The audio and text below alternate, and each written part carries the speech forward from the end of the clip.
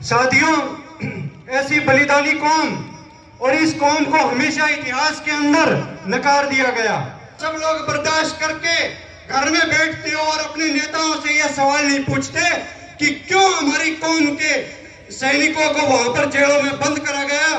तो देख लेना, आज आपकी पीढ़ी टोपियां और पीढ़ी पगड़ी उतरवाइए, वोट वही पाएगा जो वही रेजिमेंट बनवाएगा, वोट वही पाएगा। मैं नमन करता हूं राव बालकिशन और हमारे शूरवीर हीरो को, जिन्होंने 24 फरवरी और 1739 को जब मुगलिया फौज और उनके अधीन जो रियासतें थी सबकी फौजें करनाल के रण खेतों से नादिर शाह दुर्रानी की बर्बरता देखकर भाग खड़ी हुई थी, तब वहां पर केवल और केवल सिंघनी के जयवीर हीर ही वहां पर लड़ रहे थे और उन्होंने अपनी तलवार को उस दिन उन लुटेरों का खून पिलाया। साथियों, ऐसी बलिदानी कौम और इस कौम को हमेशा इतिहास के अंदर नकार दिया गया। कभी भी हमें एनसीईआरटी की किताबों में नहीं पढ़ाया जाता, कभी भी हमारे इतिहास के बारे में उतना बताया नहीं जाता।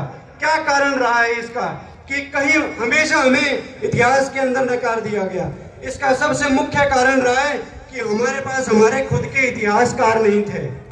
तो जब तक शेरों का खुद का इतिहासकार नहीं होगा, तब तक कहानियां केवल शिकारियों की वीर गाथा की गाई जाएगी, तब तक कहानियों में केवल शिकारियों की वीर गाथा बताई जाएगी, शेरों की वीर गाथा नहीं बताई जाएगी।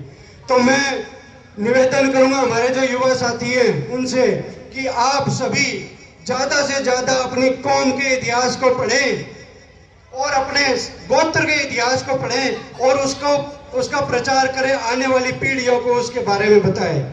यहाँ जो मौजूद सभी गांवों के सरदारी, आपसे निवेदन करूंगा कि हमारी जो एयर रेजिमेंट की मुहिम है इससे जुड़ जाओ। फिलहाल सरकार की नजरें हम सब के ऊपर टिकी हुई है।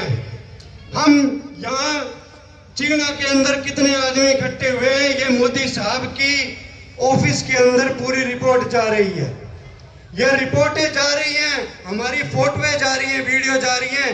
तभी 16 फरवरी को उन्होंने हमें सबको उठाकर जेलों में बंद कर दिया। हम लोग वहां पर, यह कोई वोट की रैली नहीं थी जो 16 फरवरी को मोदी जी ने करी थी, वो हमारे इलाके के लिए सौगात लेके आ रहे थे। हम वहां पर उस सौगात का स्वागत करने गए थे, किसी का विरोध नहीं करने गए थे। और वहां पर जाके पता लगता है कि पीले रंग को वहां पर अलाउ नहीं कर रहे, ना कोई पीली पगड़ी, पीला गमछा, पीली शर्ट, या अगर किसी की शर्ट का बटन भी अगर पीला है तो उसे अंदर अलाउ नहीं कर रहे थे। हमें ले जाके थानों में बिठा दिया। मैं कह रहा था कि भाई ये पूरा हिरवाल अभी पीला हो रखा है, पूरी सरसों पीली है, थोड़े दिन में हमारा गेहूं, उसकी बाल भी पीली हो जाएगी। क्या पूरे सरसों को काट के तुम जला दोगे या पूरे गेहूं को काट दोगे? ये अपमान हिरवाल बर्दाश्त नहीं करेगा।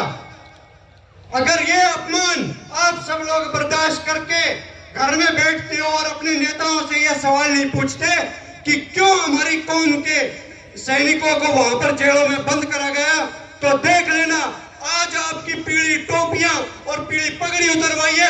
तो यही सरकार एक दिन हमारी माँ बहन जो पीढ़ी लुगड़ी ओढ़ती है, ये सरकार वो पीढ़ी लुगड़ी भी उतरवा देगी। सवाल करो इन हुक्मरानों से कि किसके आदेशों पर, मैं किसी पर पर्सनल टारगेट नहीं कर रहा, लेकिन किसी के तो आदेश होंगे।